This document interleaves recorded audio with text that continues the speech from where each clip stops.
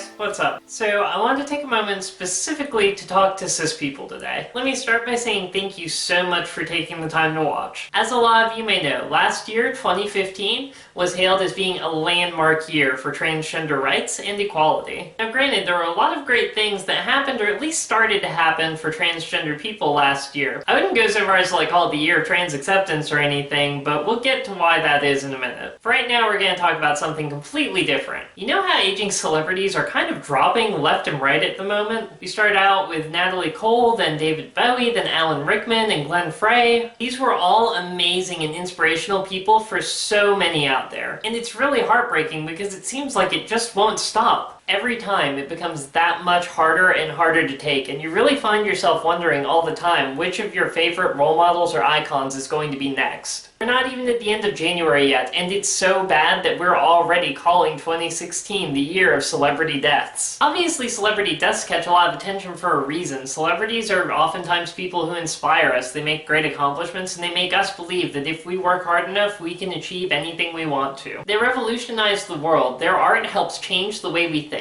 Obviously, there's every reason to be upset about these losses. I'm feeling it just as hard too, and I'm starting to wonder if maybe we should put a protective circle around Sir Ian McKellen and Sir Patrick Stewart. But for me and many other trans people, this is also recalling a really similar feeling that we were having January of last year. It's really hard to put this into perspective for anyone who's not transgender, but I'm going to do my best to try, so please bear with me. Imagine instead of hearing about all of these celebrities passing away from natural causes, you were instead hearing about a bunch of people who are not transgender being murdered. Take it a step further and imagine that these people who are cisgender, in other words, just not transgender, are not only being murdered, they are being murdered specifically because they are not transgender. And instead of being left wondering whether Sir Ian McKellen or Sir Patrick Stewart was next, you were left wondering if it was going to be one of your closest friends or even you. That sounds ridiculous at first. I mean, we have to stop and really try to picture a world in where someone finds out that a man has a penis or that a woman has a vagina and decides to kill them for that reason. You'd see the headlines all over everything calling it a genocide and wondering who's behind it. And it would really strain belief to even remotely imagine a world in which this was happening and people responded to the news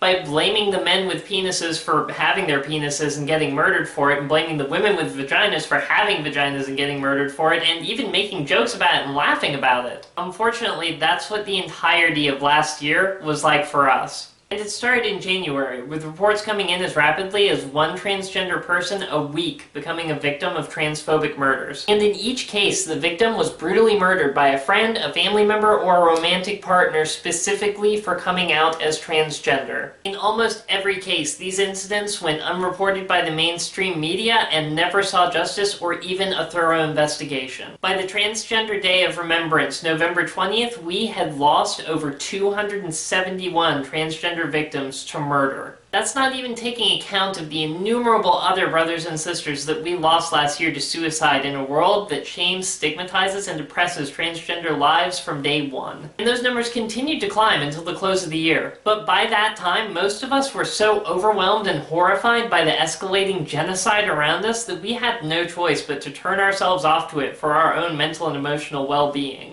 Probably in large part because whenever the news made it outside of our community, it was often met with victim blaming. People would find any reason they could to blame the transgender murder victims for the actions of their killers. They were met with jokes, they were met with transphobic remarks. It was horrifying. I don't think there was a single one of us who didn't go without wondering many times last year when we were going to be the next ones to fall prey to a society that systemically hates us. For many of us, it is almost impossible to remember 2015 as anything other than the year of trans death. Now that number, 271, probably doesn't sound like a very large number to a lot of people, so let's put this into perspective. It's important to remember that we make up a very small percentage of the population. Transgender people make up only 1/3% of the population. That's 0.3%. Meanwhile, cisgender people who are not transgender, make up 99.7% of the population. If you do the math, 271 transgender people being murdered for being trans would equate to over 81,000 people being murdered in a year for not being trans. That would be 222 2 stories in the news every single day. Just today, my newsfeed featured an article about 2 more transgender lives being brutally ended. Unfortunately, transphobic violence didn't end with the end of the year 2015, and if that year's numbers would be taken as any indication, the situation is only getting worse. You may be wondering why I'm talking to you about this. I'm sure if you're watching, you've never murdered a transgender person, and you'd never even think of harming the hair on a head of a single one of us. But when was the last time you used a word like tranny, she-male, or faggot? When was the last time you made a transphobic joke or even laughed at one? When was the last time you did something as simple as not telling someone who was being transphobic that they needed to stop? Those small actions may seem innocent to you and may not be done with the intent of hurting anyone at all, but they contribute actively to an environment which encourages transphobic violence. No one wants you to feel guilty. No one's asking you to feel guilty. We're asking you to help us put an end to it. But you can only do that when you're aware of the problem and can acknowledge your complicity in it and make the decision to no longer be a part of it. We can't do much about aging celebrities. They're going to keep passing away, unfortunately. It's a shame because their lives mattered and had impact. They were role models and inspirations. But to me, every single one of our fallen sisters is also a hero for her decision to be brave and be authentic to herself in a world that eventually decided to kill her for it. And I cannot bear to lose one more. We can't do anything about the fact that age will eventually come for all of our heroes, but what we can do is stand together against transphobic violence and put an end to it once and for all. Our community cannot be left as the only one standing up against the violence. We need your help. And you don't have to get in a pride parade or even leave your home to make a huge difference. All you have to do is make a decision that transphobia will no longer have a place in your life